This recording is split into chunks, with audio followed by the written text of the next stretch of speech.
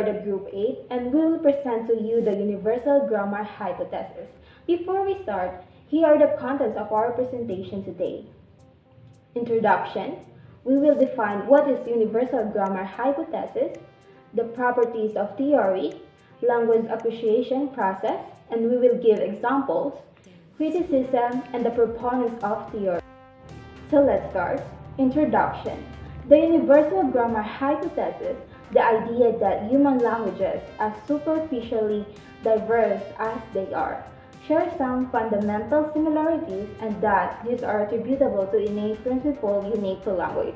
That deep down, there is only one human language has generated an enormous amount of interest in linguistics, psychology, philosophy, and other social and cognitive sciences. It is now going under increasing criticism from a variety of sources. Universal grammar is a theoretical concept proposed by Noam Chomsky, not without criticism or controversy from scholars and scientific community that the human brain contains an innate mental grammar that helps humans acquire language. Universal grammar in modern linguistics is the theory of the genetic components of the language faculty, usually credited to Noam Chomsky. The basic postulate of universal grammar is that there are innate constraints on what the grammar of a possible human language could be. What is exactly UG? This universal grammar theory suggests that every language has some of the same laws. And universal grammar is a theory in linguistics usually credited to Noam Chomsky that suggests that the ability to learn grammar is built into the human brain from birth regardless of the language. According to the theory of UG, all humans are born with an inherent knowledge of the basic principles of language, which allows them to learn any language to which they are exposed. In the 1960s, linguists became interested in a new theory about grammar, or the laws of language. The theory was popularized by an American linguist named Noam Chomsky, who often focused on the effortless language learning of young children. Universal grammar is usually defined as a system of categories, mechanisms, and constraints shared by all human languages and considered to be innate. The theory of universal grammar, also known as UG, is a hypothesis in linguistics that suggests that the ability to acquire language is innate to humans and that all human languages share a common underlying structure. Chomsky, in 1986, sees UG as an intricate and highly constrained structure consisting of various subsystems of principles. These include X-bar theory, binding theory, case theory, theta theory, bounding theory, and so forth, and each containing certain principles with a limited degree of parametric variation. Now here are the properties of theory. The theory of UG is based on the observation that children are able to learn language quickly and without explicit instructions. It is thought that this ability is due to the presence of an inborn language acquisition device, or also known as LAD, in the brain that is specialized for language learning. And now, what is language acquisition device, or also known as LAD?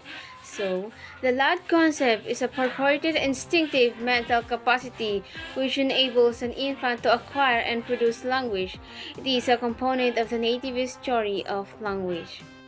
So, the LAD is thought to provide a framework that allows children to learn the specific rules and vocabulary of their native language, as well as to understand and produce the sounds and words of that language.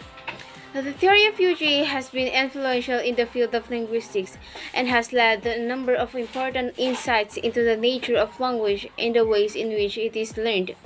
However, the theory has also been the subject of much debate and criticisms, and there is ongoing research and discussion about the extent to which UG is truly universal and innate. And at this point, we will tackle about the language acquisition processes. The process of language acquisitions is thought to involve the interaction between a UG and a language input that a child is exposed to in their environment. The lag is thought to be triggered by some certain types of language input, such as the sounds and rhythms of speech, and it is thought to use a UG to guide the child's learning of language. For example, when a child hears the sound ba followed by the sound da, they may infer that the combination of these sounds corresponds to the meaning big. Sixth stage.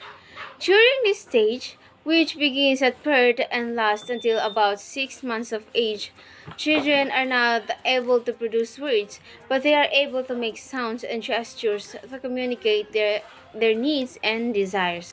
The one word stage. During this stage, which begins at around 12 months of age, children begin to produce their first words. These words are typically nouns that refer to concrete objects such as ball or dog. Two-word stage. During this stage, which begins at around 18 months of age, children begin to combine words to form simple phrases such as more milk or more toy. The telegraphic stage.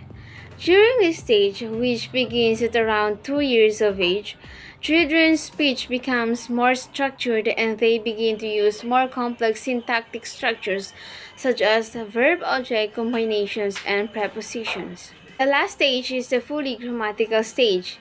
During this stage, which begins at around 3 to 4 years of age, children's grammar becomes fully developed and they are able to produce complex sentences that conform to the rules of the language being learned.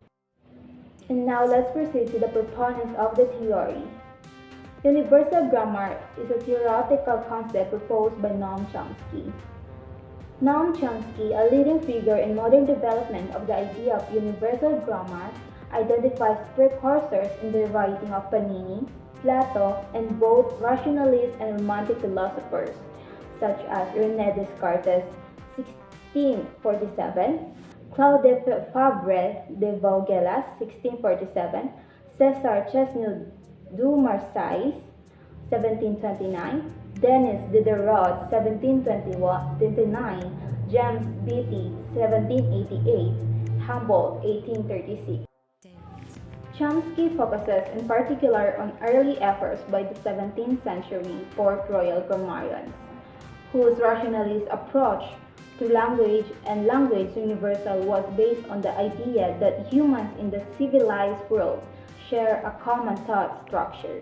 Moreover, he traces the origin of modern syntactic theory to Lancelot and Arnold's 1660 Port Royal work, Grammare Generale et Raisonning, which postulated a link between the natural order of thought and the ordering of words.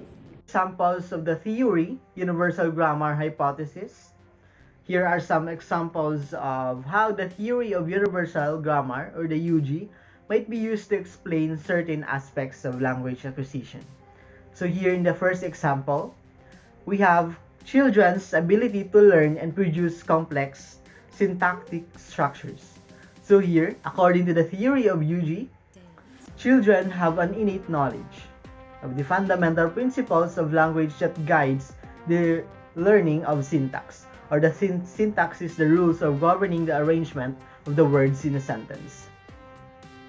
This might explain why children are able to learn and produce complex syntactic structures such as verb-object, combinations, and propositions at a relatively early age, even in the absence of explicit instruction. So let's move on to the second example. In the second example, we have the children's ability to learn multiple languages. So here, the theory of UG suggests that all humans possess an innate knowledge of the fundamental principles of language, which allows us to learn any languages or dialects to some degree of fluency. This might explain why children are able to learn multiple languages relatively easily, provided they are exposed to them at early age. So that's the second example. In the third example, we have children's ability to learn languages with different phonetic and grammatical structures.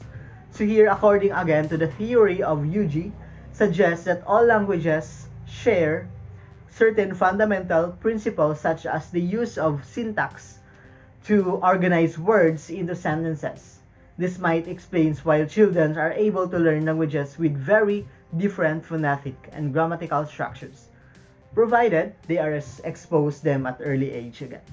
So in the fourth example, the last example, children's ability to learn languages with different sound system.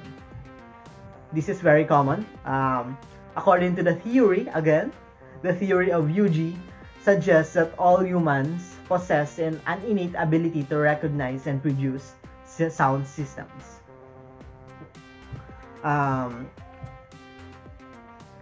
Which allows us to learn languages with different sound system.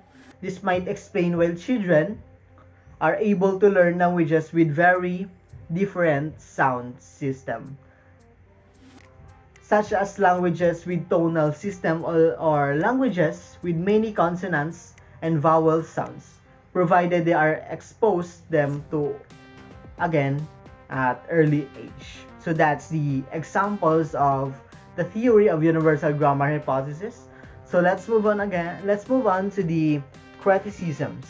So the criticisms of the theory of universal grammar has faced many criticisms from a number of different perspectives, including here the empirical evidence.